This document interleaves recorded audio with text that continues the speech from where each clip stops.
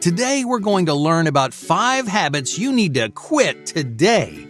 Now let's begin. Number 1, showing up late. Do a few short minutes really make a difference? Consistent lateness is one of the most common vices in the world. A large survey recently found that 15 to 20% of the U.S. population is late on a regular basis. They show up late to work in the mornings. They're the last ones to pick their kids up from school. No matter where they go, they're always lagging 5, 10, or 15 minutes behind. But most people don't understand that it's not on purpose. Lateness is a bad habit, a vice that leaves you feeling guilty and flustered when it happens. All right, let's say you show up late for a business lunch. You were supposed to meet your client at noon, but it's already 12:10, and you're not even close. You rush as fast as you can, but you're still 25 minutes late. Understandably, your client's furious, and you feel terrible. Now, in this situation, there's really only 2 things you can do. You could make an excuse. You could tell your client that you got stuck in traffic or that your partner was taking too long in the shower, hoping they'll cut you some slack. Or you could apologize and promise it will never, ever happen again. However, like any bad habit, tardiness doesn't disappear just because you want it to. Your lateness will come back to bite you again and again unless you change your mindset from the ground up. All right, let's start with your attitude toward time as a whole. Now, up until now, you may have been thinking to yourself, who cares? It's just a few minutes of lost time. It's no big deal. But 5 or 10 minutes can make a substantial difference in your day.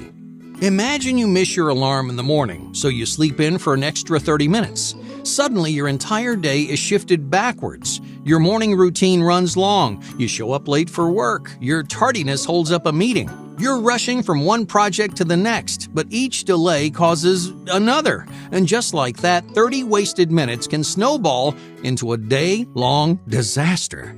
But you're not the only one who's affected by your tardiness. Even if you manage to make up for lost time, you may be wasting someone else's. Yeah, remember that meeting you showed up late to? Well, because of you, your coworkers couldn't start on time, which slows down the rest of their day too. In other words, your lateness doesn't just impact your schedule, it impacts everyone around you. Lateness is a big deal, even if it doesn't seem like much in the moment. Don't be the person who slows everyone down or sabotages their own schedule. Instead, practice showing up early. Prepare for your own bad habits ahead of time. Be the person who gets there 10 minutes early for everything. Not only will you make a better impression on others, but you'll help yourself stay on top of your schedule. No more rushing from place to place. No more staring at the clock, hoping it's running a few minutes fast. Showing up early will keep you ahead of your work and save you from a whole bunch of unnecessary stress. Number 2, unconstructive feedback. How often do you complain? Well, for most people in the world, complaining is a way to let off steam. Let's say your coworker messes up your presentation or your boss forces you to work on the weekends. You complain to get that anger out of your system, right? But does complaining actually solve any problems? Complaining's an easy thing to do. Anyone can stew over all the little reasons why something went wrong, but ultimately, complaining is just unproductive.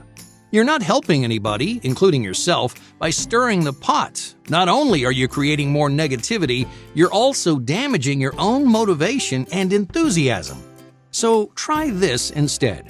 The next time a situation doesn't go your way, find a silver lining. Search for at least one positive outcome from every experience.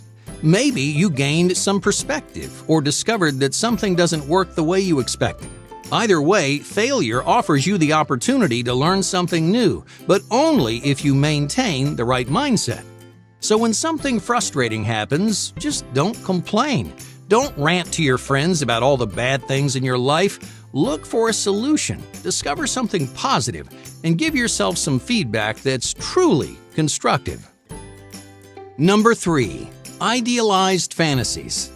Do you get lost in fantastical daydreams about your future? Do you wonder what your life would be like as a professional athlete or a famous celebrity? A 2011 study from the Journal of Experimental Social Psychology found that these extravagant daydreams do much more harm than you realize. In this study, researchers tested whether or not fantasizing about your future created more motivation to achieve those goals. Well, it turns out after imagining some impossible future for themselves, people were significantly less inspired to accomplish anything. Why is that? Well, because those fantasies don't translate into the real world. Instead of thinking about your future, you're getting lost in a dream life that you're never ever going to live.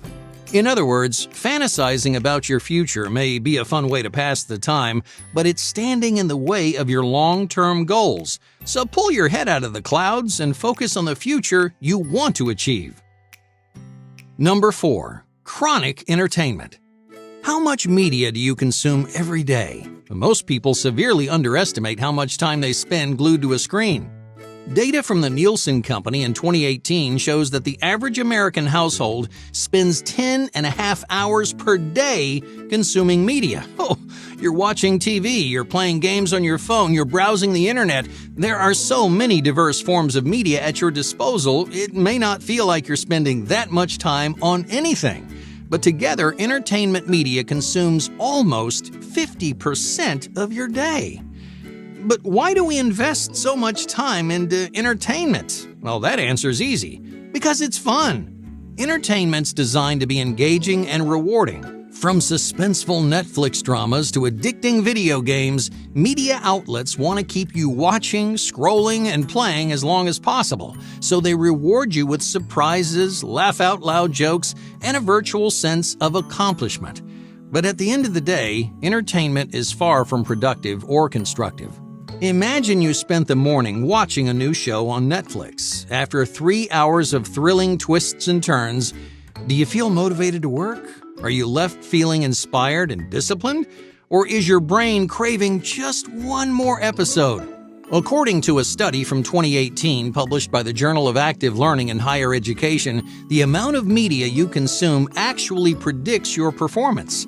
And in this study, participants who consume the most media perform the worst.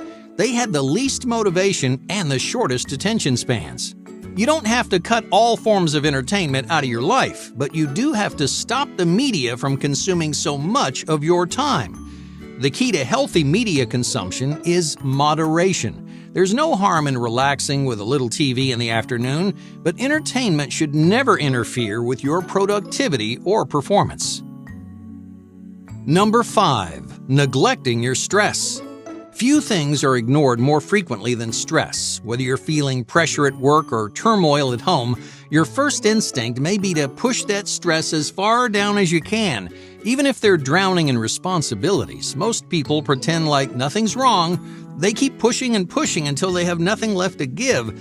But is that really the best way to manage your stress? The truth is, stress is something you need to take seriously.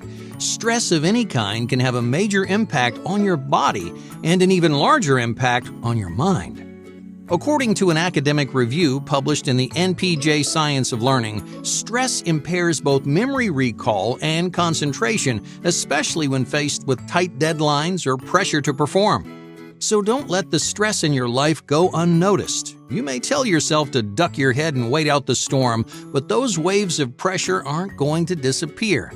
If you're feeling stressed day in and day out, you need to do something about it. It's time to take an active role in physical and mental health.